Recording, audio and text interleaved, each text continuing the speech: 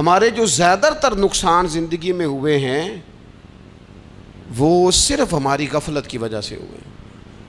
ہم نے چیزوں پر توجہ نہیں دی، چیزیں گڑبڑ ہو گئیں. جس آدمی نے پھول لگائے ہوں، پھل لگائے ہوں، کھیتی لگائی ہو، وہ دانہ ڈال کے پانی دے کے فارغ نہیں ہو سکتا، اسے توجہ کرنی پڑتی ہے. اور کسی نے کہا تھا مالی جیندے ہون تو پھر بوٹے سوکدے نہیں.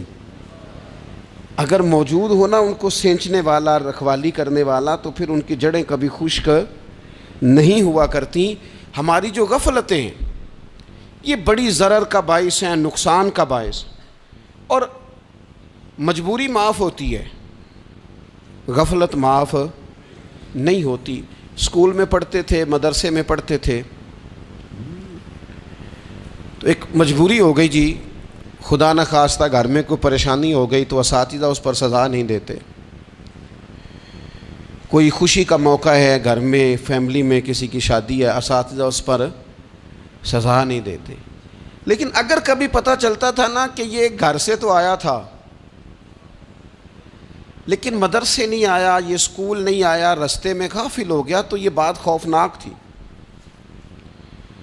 یہ قابل سزا جرم تھا کہ تو غافل ہو گیا اپنی پڑھائی سے، تو گھر سے آیا اور یہاں نہیں آیا. غفلت قابل سزا ہوتی ہے، مجبوری کی معافی ہوتی ہے.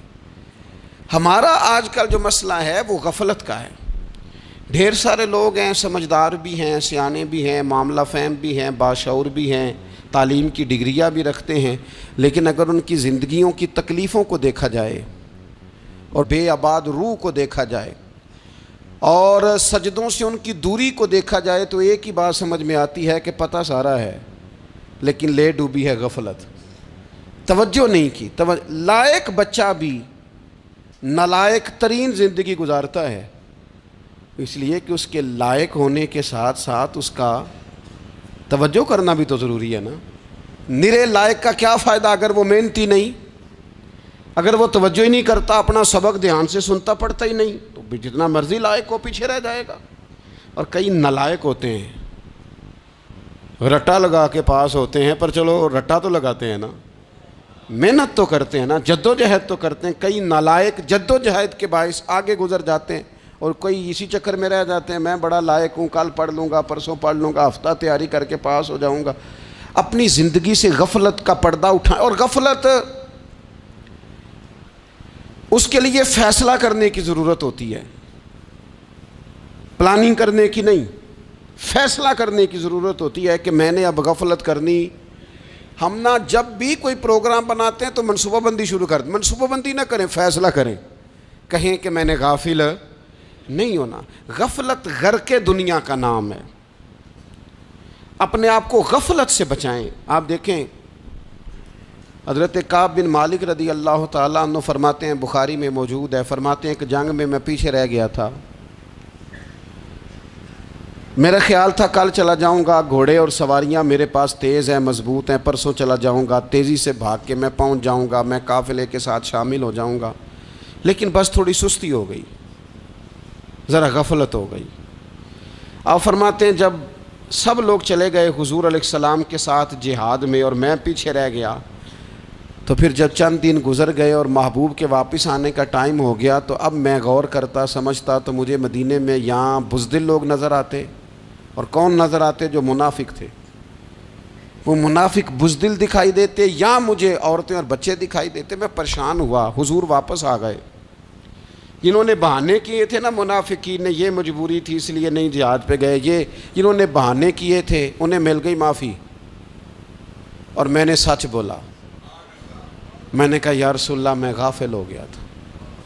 اب کہتے ہیں میں نے جب کہا نا حضور سستی ہو گئی تھی، ذرا غفلت ہو گئی، تو بندہ محبوب سے ہی غافل ہو جائے، بندہ وہیں سے غافل ہو جائے. جو دم غافل سو دم کافر، سانو مرشد اے ہو پڑھایا. جب کہا نا حضور وہ غلطی ہو گئی، کوئی مجبوری نہیں تھی، تو فرماتے ہیں باقیوں کو معافی مل گئی، میرے ساتھ حضور ناراض ہو گئے. ایک دن نہیں، 2 دن نہیں، 50 دن حضور ناراض رہے. مدینے کی گلیوں نے مجھے پہچاننا چھوڑ دیا. در و دیوار سے مجھے یوں لگتا تھا کہ میں پردیسی ہوں. فرماتے ہیں میں مسجد میں آتا تھا، میں جب محبوب کو دیکھتا تو حضور رخ انور پھیر لیتے، اور مجھے پتا تھا جب میرا چہرہ ادھر ادھر ہوتا تو پھر کریم رحمت کی نظر فرماتے ہیں 50 دن مسلسل۔ پھر مجھے حکم ہوا کہ بیوی بھی بھیج دو، میکے بچے بھی بھیج دو، ننہال یعنی تنہا رہ جاؤ۔ فرماتے ہیں وہ میں نے قید تنہائی کاٹی، لیکن شکر اللہ کا یہ ہے کہ میں سچا تھا، بس ذرا بھول گیا تھا، بس ذرا غفلت ہو گئی تھی۔ تو فرماتے ہیں پھر اللہ تبارک و تعالیٰ نے میرے اوپر فضل یہ فرمایا کہ میری توبہ کا اعلان رب نے قرآن مجید میں فرمایا۔ تو غافل نہ بنے کبھی بھی۔